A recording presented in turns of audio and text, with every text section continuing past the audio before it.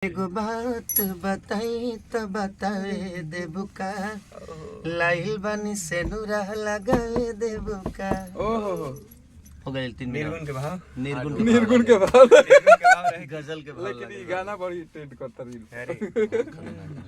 Video में अच्छा गाना सुपर बा। कैसा लगा मिंटू भाई गाना आज का? बहुत अच्छा लगा अच्छा दिखा। लेकिन वीडियो में मूड लगल नहीं देखन पातर बा वीडियो में हाइट खराब बताऊं तो नहीं पैट फुटेज ले करला एकदम भाई दोनों जना के जोड़ी एकदम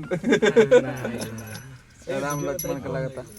अपना से बजवानी हम सब जाके। तो चलिए इंतजार करी होली के और बहुत बढ़िया होली लगा था। निर्गुण के भाव रहता है आपको बढ़िया हमरा पसंद है लाउ आप सुना रहे थे जो बम्बे इनका गाना। अच्छा बहुत खूबसूरत। हाँ बहुत खूबसूरत है प्रभु। इसमें केन बैंड देखे अथी जा रहा है नहीं उसका वीडियो का भी अच्छा है कौन सा शक्ति का पैसे मत छोड़िए मैं चीज बोल दिया ये आदिशक्ति से बहुत दिन बाद हम गाना लिख के ले आवत नहीं होली के। हार्ड लेवल कर दन क्या रे नहीं तरह और गाना आदिशक्ति में कोनो 100 मिलियन के नीचे नहीं है। हां 100 मिलियन से कम नीचे नहीं 1 बिलियन गाना में आपका ये लकी कंपनी है।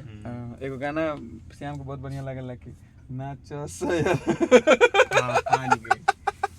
नहीं गाना बैक चोली से बांध के। हां चोली से बांध चोली से चोंगा बांध के चोली से चोंगा एगो हो गाना रहे काल परसों में रिलीज हुई गाना।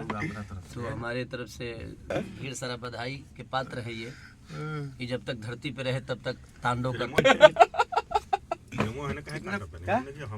पानी ना इहो के ले ली नहीं वहाँ के पानी अभी लाल बाबू भैया बने अभी पीछे जा एक फिल्म भी बनाता नहीं पीछे पीछे पीछे फिल्म के दबाव। ठीक है जाते ना पीछे एक खेसारी जी का मैनेजर सोनू पांडे जी हैं और देखिए बहुत खुशी की बात है कि खेसारी जी का होली का रिकॉर्डिंग है और साथ में कॉमेडी के किंग हमारे मिंटू भाई भी आए हुए हैं। Thank you love you all thank you बोला रे बात बताए हाँ भाई